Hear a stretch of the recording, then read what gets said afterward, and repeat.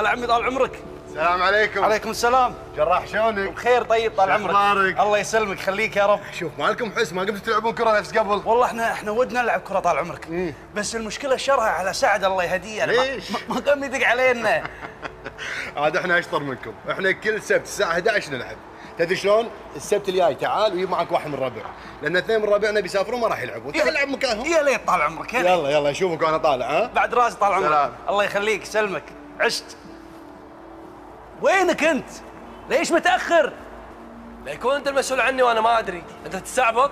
ما تدري ان انا قط اخت الجامعه قبل لا يجيكم؟ لا طبعا انت مو رايح تقط اختك الجامعه، انت رايح حق محاضره اللي يخبرك. ايه اخي بس هذه القاعده طال عمرك يبي لها شاني، ها ونعدل الراس، بس للاسف المؤسسه هذه انتهت من الشاني. انتهت من الشاني؟ زين من يشرب شاني غيرك؟ انت خلصت الشاني اللي بالمؤسسه كله. يلا يا طيب عاد ضبطنا الحين بشايين نعدل فيهم الراس. انا تعبان جسمي متكسر، روح انت اشرب لك شاي. تكفى انا توني سايق وما دخلت، تكفى انت روح ناطرك هنا يلا. ان شاء الله ان شاء الله عمي طال عمرك. لا تطول ان شاء الله، بس تأمرون علينا شو نسوي؟ فراس هلا. شلونك؟ هلا روان شلونك انتي؟ تو ما نورت مؤسسة. ما شاء الله المؤسسه منوره فيكم. زايرنا اليوم، اكيد تبي مكتب ابو عبد الله صح؟ لا والله بروح حق منال. يلا عندك.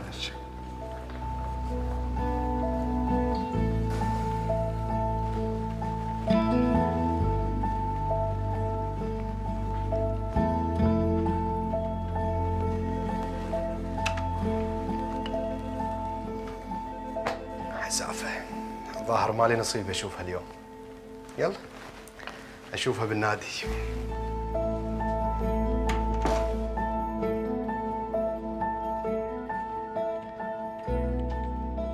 ونيت يقول لك اليومنتال الليل لابد على اسباب. لو خله خاين بيه لو مفارق احباب. مالي قلوب اثنين، مالي قلوب. السلام عليكم. عليكم السلام. هلا عمي طال عمرك. خير هلا مرحبا. السلام هلا. اعرفكم على بعض، عمي طال عمره الاستاذ فراس، يعقوب عبد الرحمن مراسل جديد بالمؤسسه اخو دنيا. والله و60 نعم فيك وفيه. ما يحتاج اوصيك السبت الساعه 11. ها؟ ان شاء الله عمي طال عمرك. ان شاء الله. اي لقيتها عمي طال عمرك. هذا يعقوب لازم يجي معي فريقي. بيلعب وياك. ها؟ اي بيلعب وياي. حياكم الله تشرفونا. حبيبي يلا اشوفك على خير. حبيبي عمي طال عمرك. الله يعطيك العافيه حبيبي. خليك يا رب. والله البني ادم هذا قمه بالاحترام.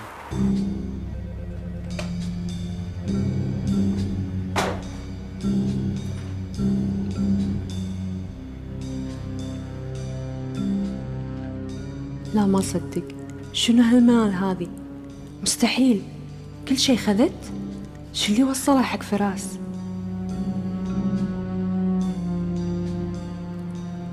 لا بعد عمري يا منال، شكلها مطولة بالجامعة، ما هي جاية المؤسسة كلش.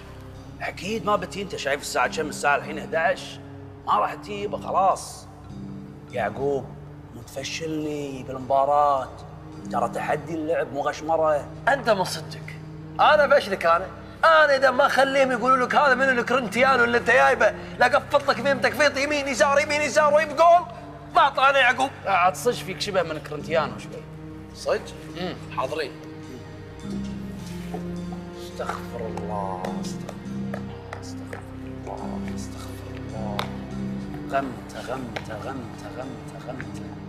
ايش فيها هذه؟ شنو ايش فيها؟ انا اشوف هذه الانسانه كلش ما ارتاح لها، من اشوفها وهي هي بالفقر كلش ما ارتاح لها. وليش عاد؟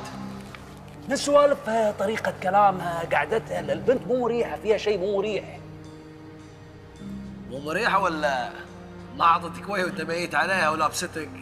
عسى ما شرط فيك شيء، انت عبالك الناس كلهم نفسك، عسى ما شفت واحده الا قلت ابيها واحبها. لا يبا بعدين انا وين اشوف هذه؟ شوف انا الحين شفتها انغمت. استغفر الله عليك من الغمته. اعوذ بالله منك. الحمد لله والشكر، شغل عرب مو صاحي. الإعلام فن جميل للتواصل مع المجتمع، وهي وسيلة جيدة للتعبير عما في داخلكم دائما. ودائما نلاحظ ان الناس اللي حابين انهم يبرزون في المجتمع يتجهون للوسائل الإعلامية. أنا كذي اكتفيت، اللي عنده أي سؤال يا ليت يرفع إيده. تفضلي، عرفينا باسمك بالبداية. ريتاج عبد الرحمن. كلية آداب تخصص صحافة. حبيت أقول لك إن الله يعطيك ألف عافية، وأنتي صراحة إنسانة ناجحة ونفتخر فيك، وأنا جدا سعيدة إني شفتك اليوم. شكرا حبيبتي، ما قصرتي. شنو سؤالك بالضبط؟ بس ودي أعرف شلون أقدر أتواصل معك، لأن عندي كتاباتي ودي أوريك إياهم. من عيوني، باب المؤسسة مفتوح، حياك الله بأي وقت تبين، وما يندرى يمكن باكر تخرجين وتصيرين زميلة لنا، وهذه دعوة موجهة للجميع. مشكورة السادة. العفو.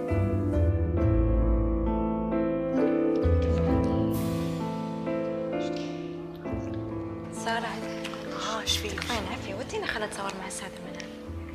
انت من صدقك؟ ما تشوفين قاعد تسولف مع الدكتور؟ زين عافية، كون معي. اوه ما بي. ما تبينها؟ بروح بروحي. لحظة نطري. توج. يلا منك عنيدة. نطري. شكرا دكتور، ما قصرت، يعطيك العافية. أهلين. ها؟ عايزة استفدتوا من المحاضرة؟ وايد حلوة استاذة، مشكورة ما قصرتي. السادة ممكن طلب؟ أكيد، تفضلي. أبي صورة معك. بس حاضر من عيوني، يلا يلا.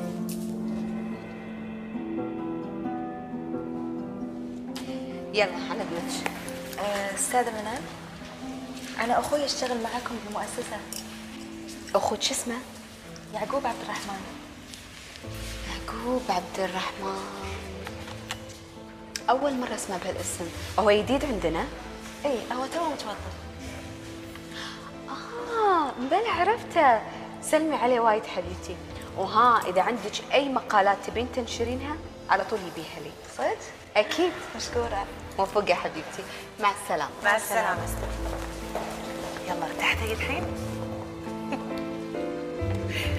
هذا يعقوب مو هين، ايش رايك؟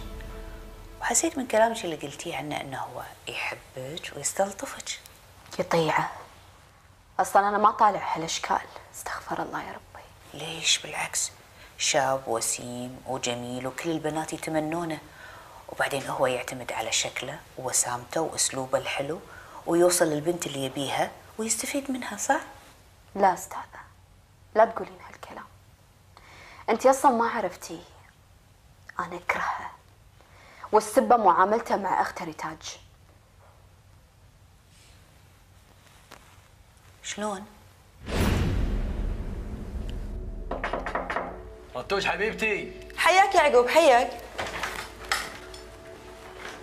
هلا ابوي، فديت اللي يدرسون والله. شلونك حبك؟ شو اخبارك؟ تمام الحمد لله.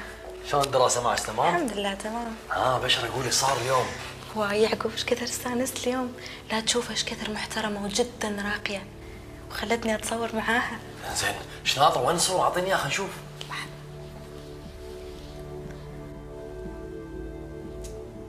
يلا. شوف.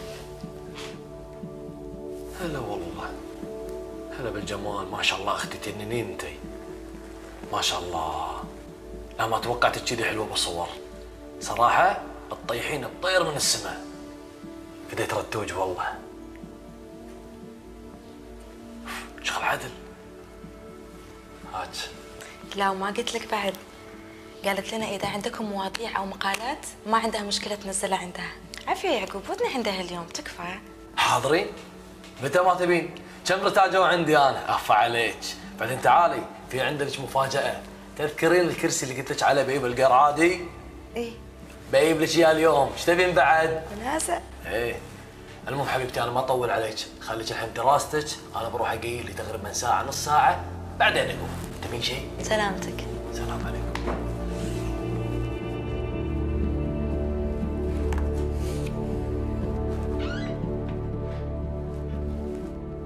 والله الامور قامت تمشي مثل ما تبيها يا يعقوب.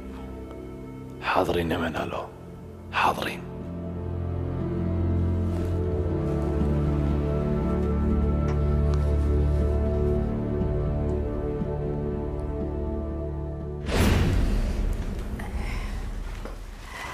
منال حبيبتي، شكلك وايد تعبتي.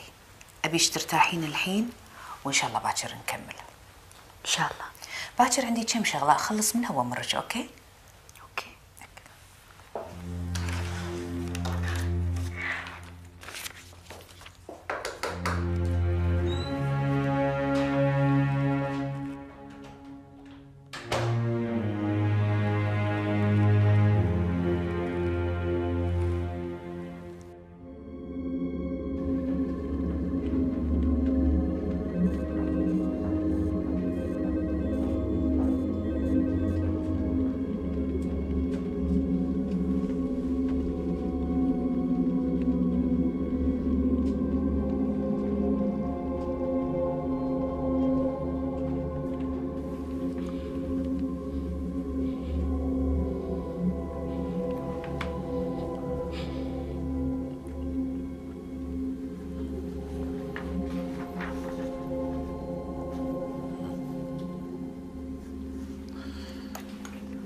جراح، سامع عمي طال عمرك. الملف هذا توديه لمدير شؤون الموظفين ضروري. ان شاء الله عمي طال عمرك. تامر على شيء ثاني؟ لا بشكور يبا. يا جراح، سامع عمي طال عمرك. بغيت اسالك سؤال. يعقوب هذا شلون تعرفت عليه؟ شنو عمي طال عمرك؟ يعقوب شلون تعرفت عليه؟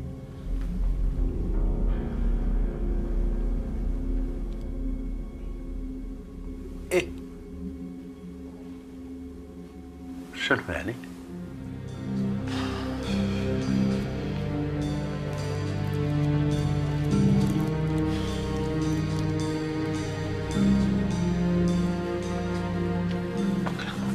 ايش كان يبي فيك ابو عبد الله؟ مالي خلق اتعجى مع احد.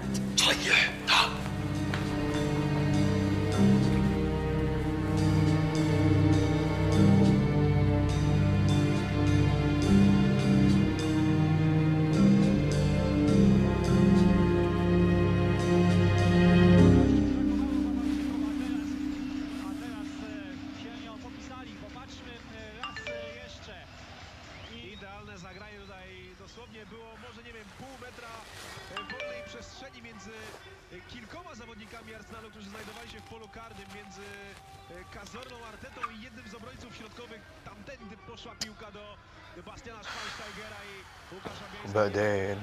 بعدين يعني مع هالمصايب هذه.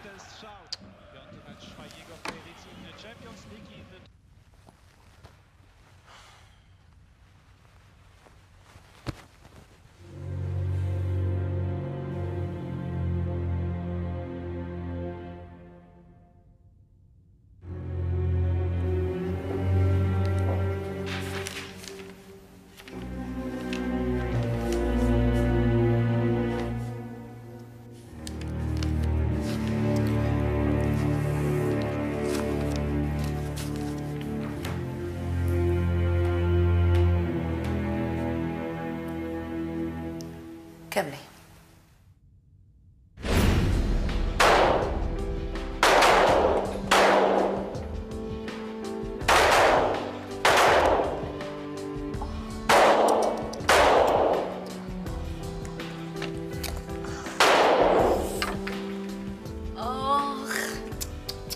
منال، ايش فيك حسن؟ ايش فيك؟ ما ادري امس طايحه بس ما توقعت كذي مع الطلقات والرمايه يصير فيني. حوار وايد يعني؟ اي كنا شد. زين امشي خل اوديك المستشفى. امشي. لا ما له داعي ما له داعي. شلون ما له داعي؟ يمكن في شيء خطر لا سمح الله. امشي خل اوديك انا اوديك. امشي.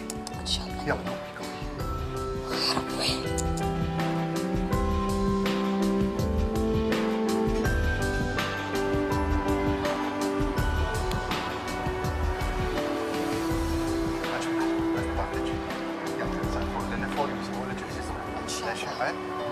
بس ان شاء الله. فراس. لا فراس. اخ شوي دكتور هني الالم. لا بس ما اقدر. دكتور بشر شلون ايدها؟ لا تطمن حالتها بسيطة ان شاء الله يومين او ثلاثة تطلع طبيعية. يعني ماكو شيء شايد الحمد لله. لا الحمد لله بس يبي لها راحة وتبعد عن الرماية اسبوعين على الاقل. ان شاء الله خير ان شاء الله. تفضل ان شاء الله. شلون وخر عن الرماية شلون؟ الحين تفكرين بالرماية فكري بيدك اول شيء صحتك اولى. خلينا ناخذ الحين الاوراق ونروح بعدين يصير خير. ان شاء الله. استغفر الله يا ربي. زين هذه من وين ناخذها؟ ان شاء الله نصلي. حلو. يعني بس ضماد يعني ماكو شيء ان شاء الله. ان شاء الله. الف لا باس عليك، ما تشوفين شر ان شاء الله. شر ما يجيك يا رب. سلامك. مشكور. هلا هلا يمه. فراس ايش عندك عسى ما شر؟ ايش تسوين بالمستشفى؟ فراس ايش فيك؟ انا عديك قبل شوي ما ترد علي. ايش عندك هني بالمستشفى؟ ليكون مسوي حادث. لا والله يما انا ما شفتك انك ناديتيني. بعدين هذه منال زميلتي في نادي الرمايه. مسكينه اليوم قاعد ترمي وايدها عورتها، فانا جبتها علشان تعالج. شلونك خالتي؟ بخير الحمد لله. متى بترد البيت؟ بس اوصلها البيت وارجع. يلا منال تفضلي. فرصة سعيدة خالتي عنك. يلا يما مع السلامه. مو تاخر وايد بسرعه. لا يما بس اقطع البيت وين ايش فيك؟ يلا بسرعه رد. يلا مع السلامه.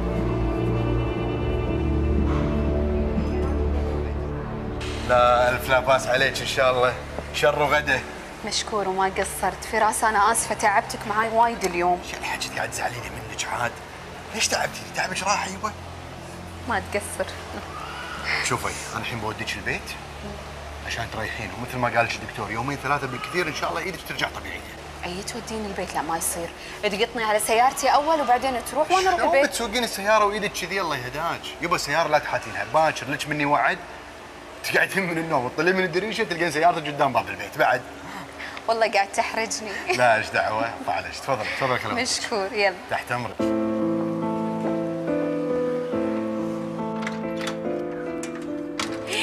يما ايش فيك؟ ماكو شيء يما ماكو شيء. لا يما انت متعوره، خفيتك مكسوره. يما اصابة بسيطة ان شاء الله. فراس حياك الله تفضل. لا انا امشي بعد اترخص. يما فراس زميلي بنادي الرماية وساعدني وداني الطبيب. اي هلا يما. شلونك خالتي؟ ان شاء الله بخير. الحمد لله الله يسلمك. لا الحمد لله ان شاء الله ما في الا العافيه، انا بس وصلتها وكنت حابه اطمن عليها. تفضل يما حياك. لا انا امشي بعد خالتي تسلمين. لا فيش لا تفضل. اشرب لك شاي شيء على الاقل. حياك يما تفضل. لا من فضلك تسلمي تفضل.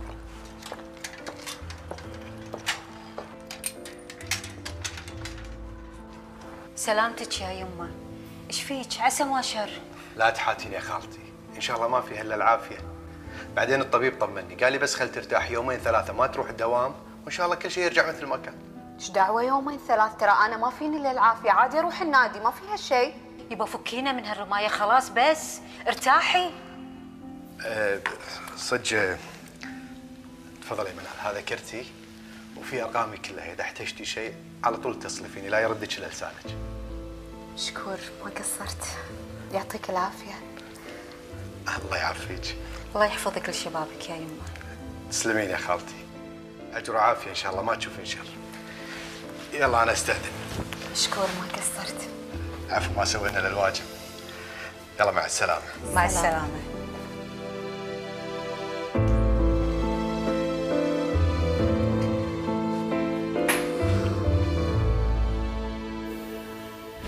باين ان فراس تعلق فيك وايد. وانا بعد حبيته. حبيته من اول نظرة. حسيته انسان نزيه وقلبه صافي. اكيد طبعا. الحب علاقة حلوة اذا انبنت على الحب والوفاء والصدق وتكون نهايتها الزواج. حسيت معاه باحساس غريب، شعور اول مرة احس فيه بحياتي. بس عقبها صار فراس معاي على طول. حتى لما دشيت على امي ايدي ملفوفة تعصبت وقالت لي ايش فيك؟ قلت لها يما انا بخير وما فيني شيء. طبعا انتي تدرين انا ليش قلت كذي صح؟ طبعا لان لقيتي من يحبك ويحميك ويخاف عليك ويكون معك طول الوقت. صح كلامك. عقبها ما قمت اروح النادي، تفرغت حق شغل الشركة وقعدت اجهز حق سفرة دبي. بس بعدين الاحداث مشت بشكل سريع. صراحة كنت مستانسة لانها كانت بصالحي. بس غلطتي كانت اني ما حسبت حساب هالسرعة في الاحداث، ما حسبت عواقبها. استاذ منال، صباح الخير. صباح النور. سلامات استاذه. الله يسلمك. ماكو شيء، رضة بسيطة. أنت شلونك؟ انا الحمد لله. استاذ انا ابيك بموضوع يعني اذا اخذ من وقتك بس 5 دقائق. تفضل. صراحه ما ادري شلون ابتدي معاك يعني، مستحي.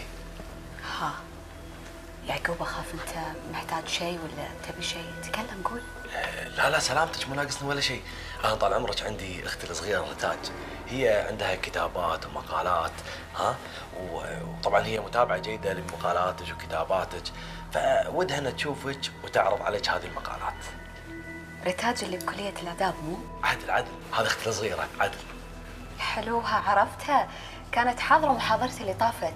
اي استاذه، هي قالت لنا واحنا الصراحه استانسنا والله، وقعدت ترجاني وتقول لي تكفى بس خل اشوف استاذه منال شويه اقعد معاها. طبعا انا قلت لها انت وياي بالدوام. يا حاضر، من عيوني الثنتين، بس حاليا عندي سفرة لدبي وبطول شوي، بس ارجع اقابلها. يعقوب انت انسان مجتهد وتستاهل كل خير. الله يخليكم حق الوالده ان شاء الله، واي شيء تبي تكلمني على طول. ترى انا حسبة اختك. ها؟ لا لا قلت عسى الله يوفقك وان شاء الله منها الاعلى. الحين عندنا انا بس اشوف اختي رتاج راح ابلغها بالموضوع. الله يعطيك العافيه. ماشي. عن اذنك بروح المكتب.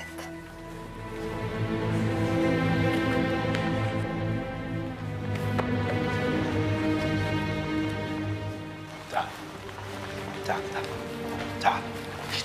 ايش تبي لاحقني بكل مكان طالع كأنك عدو؟ ايش تبي؟ والله انك قاعد تخوفني. انا سمعت كل اللي داقينكم. ايش رايك؟ ذيب. استاذ نار، اسلوبك نار، جننتني. قوي ها؟ قوي. يعني شنو هالحكي المصفف؟ شنو هالكلام الحلو؟ لا لا لا، بتجيب راسها. عجبك عجبك. واذا ما خلي هذا اللي اسمه منالو خاتم بصبعي وخليه تموت علي، اطلع انا يعقوب. دمرني على هالاسلوب. بالمناسبة أنا عازمك علشان بقهوتنا، تفضل. يبا عندنا شغل شاني. عمي شغله بطيخ، انت بتزين شغلك عاد. امشي يلا امشي. زين يواش علينا كلها معصبت. لا ان شاء الله يا حياتكم. طيارتي الساعة 9 وراح اوصل تقريبا بتوقيتكم الساعة 10. اي بس مو تنسين. ماشي يا حبيبتي، يلا مع السلامة. باي باي باي. لابسة وين رايحة منال؟ هو يما ايش فيك؟ بروح الدوام، وراي سفرة دبي. شنو نسيتي؟ لا ما نسيت، بس ابو عبد الله دق علي من الصبح يتشره، يقول ليش ما دقينا عليه من البارحة؟ عرف الموضوع من الموظفين. ليش هو مداوم؟ الريال شكله زعلان ومن حقه يزعل. والله يما بعد شو نسوي؟ السالفة صارت بالليل متأخر، يعني ما يصير ندق عليه تالي الليل. أنا قلت لك وأنت تصرفي. للحين أنت مقررة تداومين؟ يما ايش فيك؟ عندي شغل لازم اروح.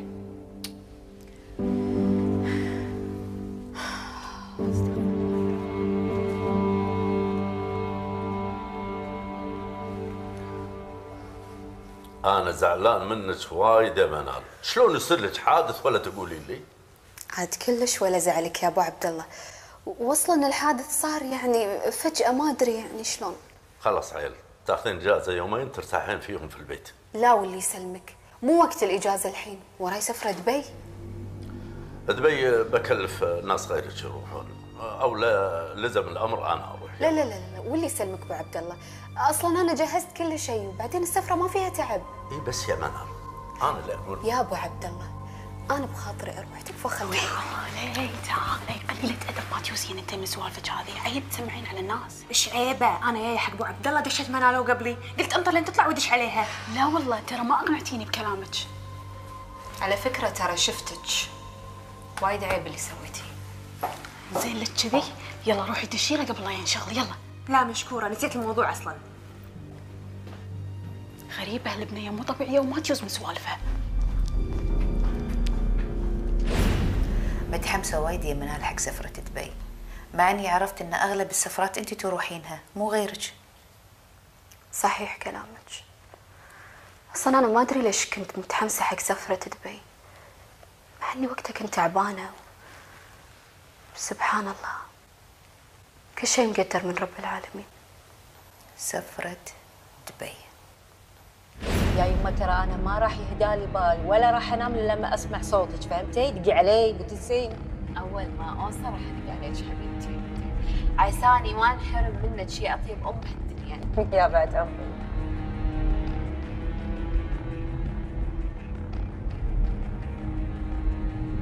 اليوم شوفي هالسيارة اللي يمك، ترى هالاثنين معاي بالدوام.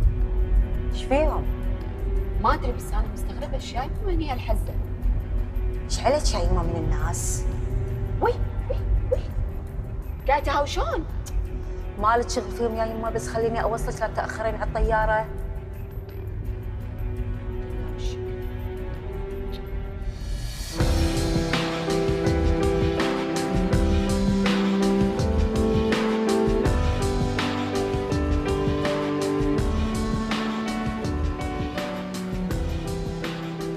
تفضلي استاذة. حبيبتي مشكورة ما قصرتي. العفو ما سويت شيء، توها ما نورت دبي. دبي منورة بأهلها حبيبتي، فديتك وفديت أهل دبي كلهم. بعد عمري، أي شيء تبغين عندك رقم تليفوني، وإن شاء الله أنا راح أكون عندك العصر. ما تقصرين، يلا أنا استأذن وأشوفك العصر. حياك الله. مع السلامة. مع السلامة.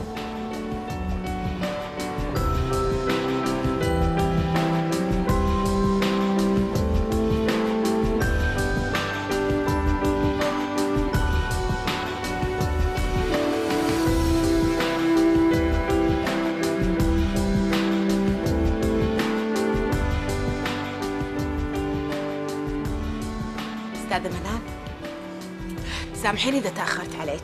أبد ما تأخرتي، بالعكس أنا مستانسة. حبيبتي، ها جاهزة حق المؤتمر ولا لا؟ جاهزة 100%. أكيد؟ أكيدين. إنزين، بس نخلص المؤتمر إن شاء الله أنا مجهزت لك جدول سياحي مو طبيعي علشان تستانسين معاي. تم على هالخشم. بس أخلص من المؤتمر ونفتر دبي كلها. عيل تفضلي. يلا.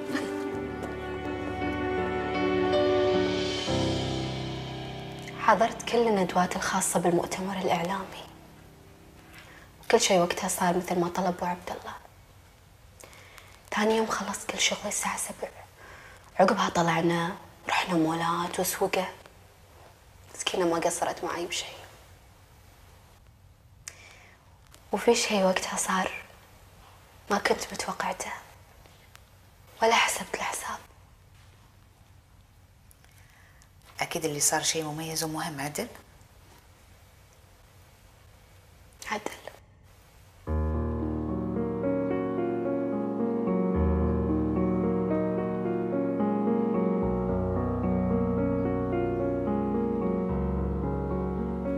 حبيبتي تسلميني الغالية على هالطلعة الحلوة. وإيش دعوة ما سويت شيء منال، وبعدين أنا ما سويت إلا الواجب، وأنتي أخت وعزيزة وغالية على قلبي. تسلمين حبيبتي. إلا ما قلتي لي أنت زايرة الكويت قبل كذي؟ إيه شلون ما زرت الكويت؟ ليش عيل منو اللي مثل الوفد الإماراتي بالكويت قبل سنتين؟ ولا نسيتي؟ بلا بس تصدقين وقتها أنا كان عندي دورة بلندن، ظاهر عشان كذي ما تصادفت معك. عشان كذي نسيتي. الله يوفقك إن شاء الله. تسلمين يا الغالية. لا قولي لي، يعني مو بخاطرك شيء؟ ما ودك تروحي مكان كذي بخاطرك؟ انت خليتي شيء بخاطري، افترينا لدبي فر انا معاك. حبيبتي تستاهلين. انزين حبيبتي منال، انا نسيت تليفوني بالسياره، اجيبه وارجع لك. يلا روحي على ما ادري قال امي تطمن عليها تكونين رديتي. ثواني بكون عندك حبيبتي. حافظك الله.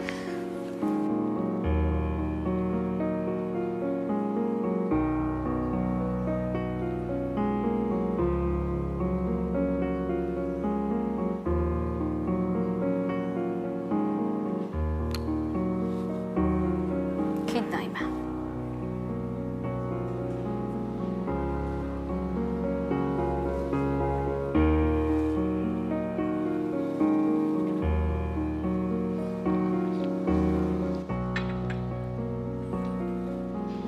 مساء الخير. فراس. بشحمة ولحمة واقف قدامك. أمبا أنت إيش قاعد تسوي هني؟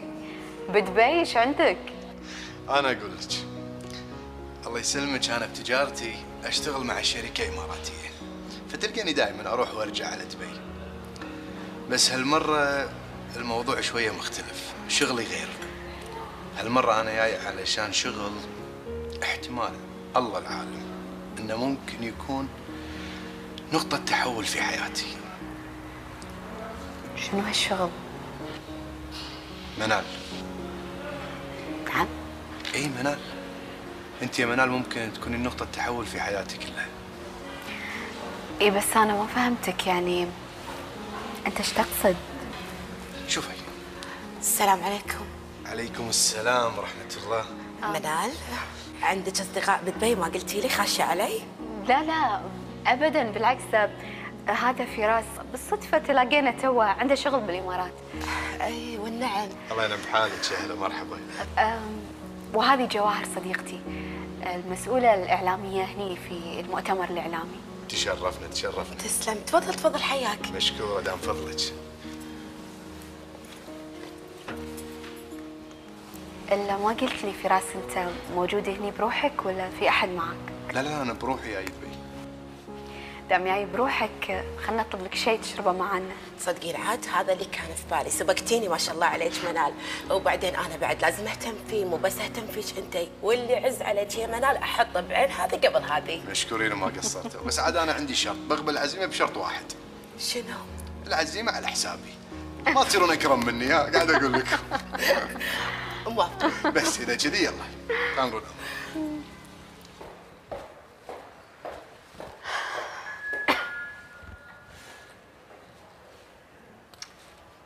يما وينك؟ ايش كثر ادق عليك ما رديتي علي؟ لا حبيبتي لا تحاتين، كل شيء تمام. اي خلصنا كل الشغل، وجواهر مسكينه ما قصرت معاي بشيء، فرتني دبي كلها تخيلي. اي باكر راده ان شاء الله. ماشي حبيبتي، ماشي يما، مع السلامه. مع السلامه. باي. فراس معقوله يكون يا دبي علشاني؟ غريبة، اللي مثل فراس مستحيل تكون نيته مو زينة. الله يوفقه، إنسان راقي ومحترم. منال. لا مو من صدقك، ايش قاعد تسوي هني؟ أنا ساكن بهالفندق، ما أبي أقول لك إنه بالصدفة عشان لا أكذب عليك. أنا أدري إنك ساكنة هني، علشان كذي حبيت اسكن في نفس الفندق اللي انت ساكنه فيه. بس تاكدي تماما انه ما حد يدري بهالموضوع. تسمح لي اسالك سؤال؟ اي بالعكس، امري اسالي اللي تبين، انا بجاوبك. انت ايش تبي بالضبط؟ يعني ليش قاعد تلاحقني من مكان لمكان وتبي تقعد معاي وتشوفني؟ يعني انا ما لمحت لك بشيء ولا عمري عشمتك بشيء. يعني شوفي اذا سالتيني انا بكون واضح وصريح معك. منال، انا من اول مره شفتك في النادي وانت قاعد ترمين، انت صورتك مو راضيه تروح عن بالي. يعني صدقيني ليل نهار افكر فيك، حتى كنت اقول حق روحي هذا الانسان اللي انا كنت قاعد ادور عليه. ما شاء الله ادب واخلاق، يعني ما شاء الله كامله والكامل وجه الله.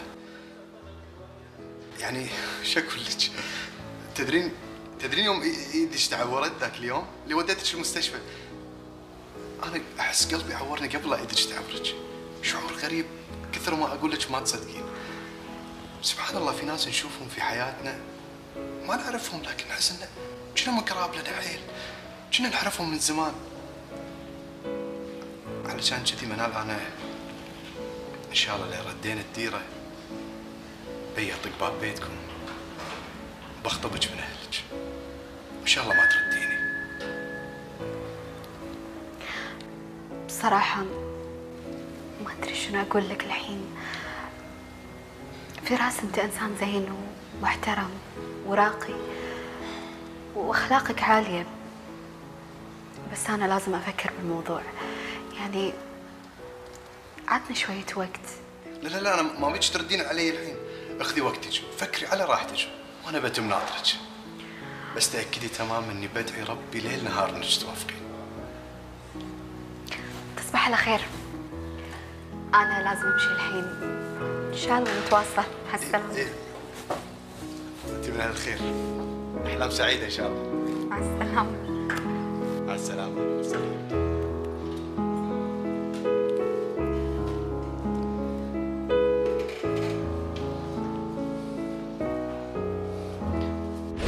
من هني بدت تكبر علاقتك مع فراس.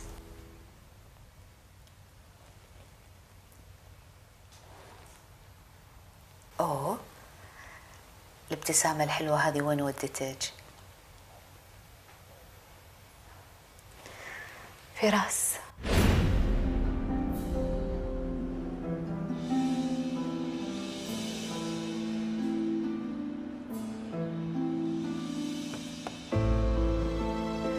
مساء الخير. فراس، أنت من صدقك؟ اي من صدقي، من صدقي وبكامل قواي العقلية. خير. فراس، أنا ترى مسافرة اليوم على فكرة يعني. وانا بعد بسافر اليوم، شو بس بروحك؟ فانا قلت بدل لا ناخذ سيارتين ناخذ سيارة واحدة توصلنا المطار. نوفر، ايش فيك انتي؟ بعدين ترى انا اللي بدفع مو انتي. ها؟ حسبي الله على ابليسك. بعدين معاك كله كذي مفاجئني. انا مو بس مفاجئك، انا بخلي حياتك كلها مفاجآت حلوة. بس قولي امين.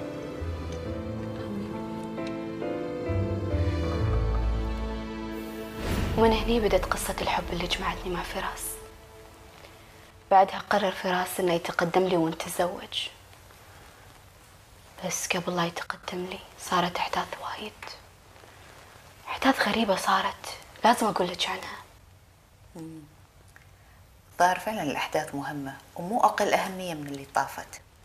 الا اكثر اهمية يا استاذة بسمة. فراس انا كلمت امي بالموضوع وللحين ناطرة ردها. شلون يعني؟ شنو كان ردها؟ ايش فيك قاعدة اقول لك ناطرة ردها، ما ردت علي.